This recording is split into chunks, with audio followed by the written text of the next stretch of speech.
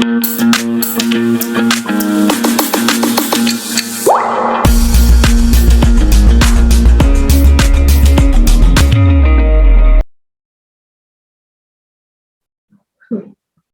अभी देखो बेटा, इसमें सबसे पहले फिर जब revolt of 1857 is not just a revolt कि वो स्टार्ट हो गया और एकदम से स्टार्ट, ठीक है, उसके पीछे काफी रीजंस थे, ठीक है, बिकॉज जो आपके ब्रिटिशर्स थे दे आर वेरी क्रूअल, ठीक है, एंड उनके जो पॉलिसीज थी, ध्यान से सुनिएगा, उनकी जो पॉलिसीज होती थी, क्योंकि वो एडमिनिस्ट्रेशन में आ चुके थे इंडिया के, तो उनका जो एडमिनिस्ट्रेशन पॉलिसीज जो थी वो काफी ज्यादा वायलेंट और काफी ज्यादा क्या होती थी, इंडिया के लोगों को परेशान करने वाली होती थी, ठीक है। सबसे ज्यादा जो परेशान थे वो पुअर परेशान थे, ठीक है, पुअर इंडियंस जो थे, ठीक है, जिनकी जो स्पेशली पीजेंट्स कह सकते हैं, उनको काफी परेशानियां हो रही थी, ठीक है। तो आप पढ़िए बेटा, चेतन पढ़ो, पढ़ो The बेटा। revolt of 1857 was a mighty uprising in India against the unjust rule of British East India Company. The revolt of 1857 was largely confined to North and Central India. The expansion policy, administrative innovation, and economic exploitation of the British East India Company in India over the आप इसीलिए train की तरह पढ़ रहे हो और बहुत सी चीजों को गलत पढ़ रहे हो, मैं आपको स्टॉप कर रही हूँ फिर भी आप सुन नहीं रहे हो, मैं बीच में करेक्ट कर रही हूँ, आप सुन ही नहीं रहे। जैसे ट्रेन चल पड़ती है ना, बस एक बार चल पड़े तो चल पड़े, उस ट्रेन को सिग्नल देते रहो, रुक जाओ, कुछ हो रहा है, मतलब कि आदमी मर रहा है, कुछ नहीं पता मेरे को, तो मेरी ट्रेन आगे लेके जानी है, चाहे कुछ भी हो जाए, ठीक है, उस टाइप से नहीं करना है चेतन, ठीक है। मैंने कई वर्ड्स बोलने की कोशिश की, आप सुन ही नहीं रहे हो, तो पढ़ने दो यार, मैम छोड़ो, आप बीच में अपना करेक्शन मत करो, बहुत हो गया आपका है। ना मैम आपकी आवाज नहीं आ रही है मैम, बस मैम अभी अभी आई थी मैम आपकी आवाज, मैम इससे पहले नहीं आ रही चलो थी। आप ढंग से पढ़ो, दोबारा यहाँ से पढ़ो बेटा।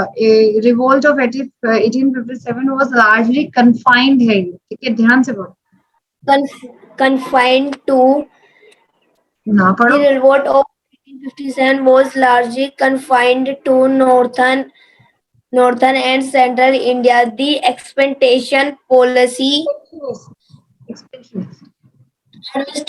administrative innovation, and economic exploitation, exploration exploitation, exploration expiration of the British East India Company in India over the years resulted in disconnect among the people of India. discontent बेटा among the people of India, ठीक है, it was this discontent that led to the great revolt of 1857, ठीक है। सुनिए यहाँ पर ना कुछ ऐसे वर्ड्स दिए हुए हैं जो कि आपकी इंग्लिश जो है वो उसमें अच्छे हैं, मतलब आपकी वोकैबुलरी अच्छी होगी तो आपको समझ आएगा, ठीक है। जैसे फॉर एग्जांपल आपका एक वर्ड है आपका कन्फाइंड, कन्फाइंड मतलब कि जो सिर्फ और सिर्फ नॉर्दर्न एंड सेंट्रल इंडिया तक ही जो है ज्यादा कन्फाइंड, मतलब फेमस हुआ, ठीक है। उसके बाद एक्सपेंशनिस्ट पॉलिसी, मतलब एक्सपेंशनिस्ट का पॉलिसी का क्या मतलब हुआ बेटा, कि दे आर एक्सपेंडिंग 1857 रिवॉल्ट से पहले इनकी जो पॉलिसीज थी ब्रिटिशर्स की, वो सिर्फ एक्सपेंशन करने की थी, वो अपने आप को इंडिया के अंदर स्ट्रांग बना रहे थे और डिफरेंट डिफरेंट स्टेट्स को क्या कर रहे थे, एक्वायर कर रहे थे, ठीक है। अब वो क्या करते थे, उनकी डिफरेंट पॉलिसीज थी, ठीक है। अब ब्रिटिशर्स ऐसे तो बोलते नहीं थे कि चलो भाई अपने स्टेट दे दो हमें, आराम से तो बोल के वो लेंगे नहीं, ठीक है। उनको तो क्या करना था, एनेक्स करना था, उन्हें चीजों को हड़पना था, तो हड़पने के तरीके से लेते थे, तो they actually threaten the people, ठीक है। या तो वो नया रूल ले आते थे, ठीक है, जैसे अगर मैं आपसे बोलूं कि वो कह देते थे आपकी स्टेट में तो ना गवर्नमेंट्स नहीं है, मिस गवर्नमेंट्स, मतलब कि आपके स्टेट में अच्छे से रूल नहीं हो रहा है, ठीक है, तो आप अपने क्या कहते हैं, अपने स्टेट को हमें दो, हम अच्छे से गवर्न करेंगे। तो वो अब वो जो जिस स्टेट को बोलते थे, वो स्टेट ब्रिटिशर्स की पावर की वजह से, डर की वजह से उन्हें दे देता था। ऐसा नहीं था कि उनके स्टेट में मिस गवर्नेंस हो रही थी, ठीक है, भाई एक राजा अपनी स्टेट को रूल करना जानता होगा, ठीक है, बट वो डरा देते थे, ठीक है। कुछ ऐसी पॉलिसीज आई जिनके अकॉर्डिंग वो कहते थे हम आपको ना प्रोटेक्ट करेंगे, समझ आई? ब्रिटिशर्स क्या करते थे, they go to the some states, कहते थे हम आपको प्रोटेक्ट करेंगे फॉर द फर्दर अटैक्स, आपको आपके ऊपर अटैक्स नहीं होंगे फर्दर, हम आपको प्रोटेक्ट कर लेंगे, ठीक है। बट भाई तुमसे कौन प्रोटेक्ट करेगा, ब्रिटिशर्स से कौन प्रोटेक्ट करेगा।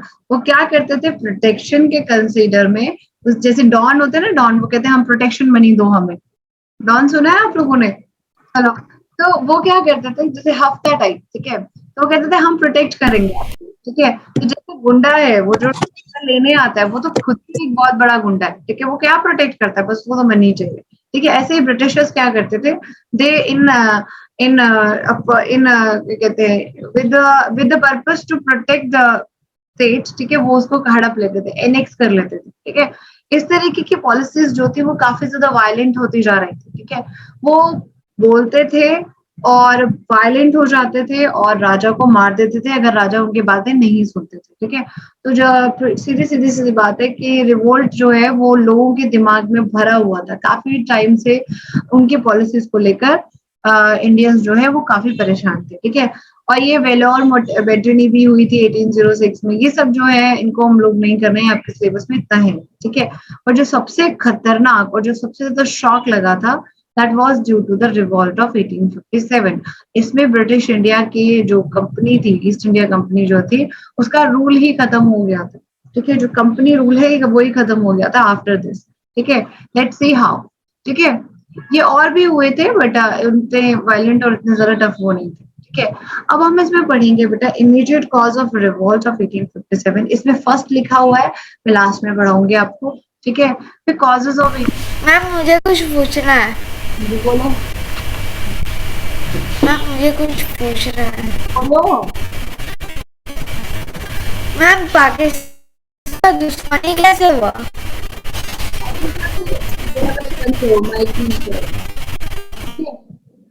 पाकिस्तान से ना, एक बात बताओ आदित्य, पाकिस्तान से दुश्मनी तो ठीक है, पहले मुझे ये बताओ आपने माइक में क्या लगाया हो, पीछे से स्पीकर अलग सा ही लगाया, जैसे आप बोलते हो ना तो क्लास में ऐसा लगता है बस ये जल्दी से बंद करे अपना mic। इसमें माइक वो होता है जैसे माइक्रोफोन से बोल रहा है। मेरी बात सुनिए, पाकिस्तान से दुश्मनी इस रीजन से है कि पाकिस्तान जो है हमारी क्या कहते हैं कंट्री से बना है और it is actually demanding for the Kashmir, ठीक है।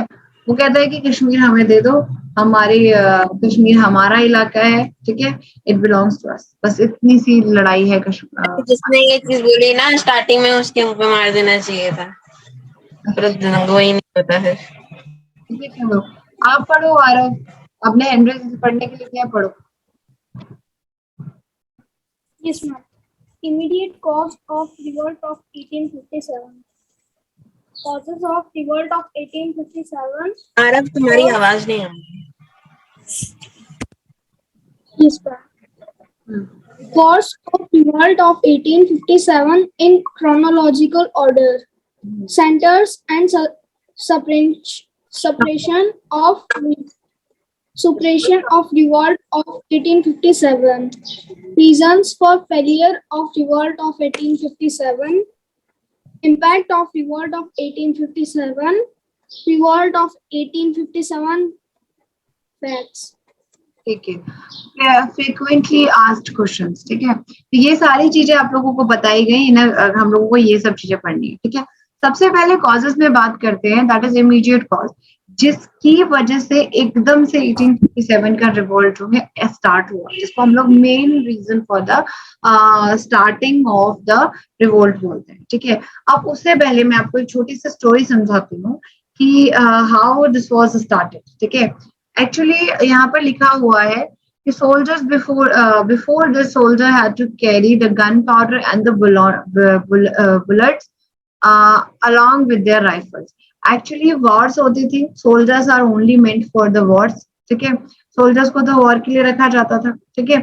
उनको क्या करता था, जब वो वॉर पे जाते थे तो उनको 2 बैग्स कैरी करने पड़ते थे शुरू में, ठीक है।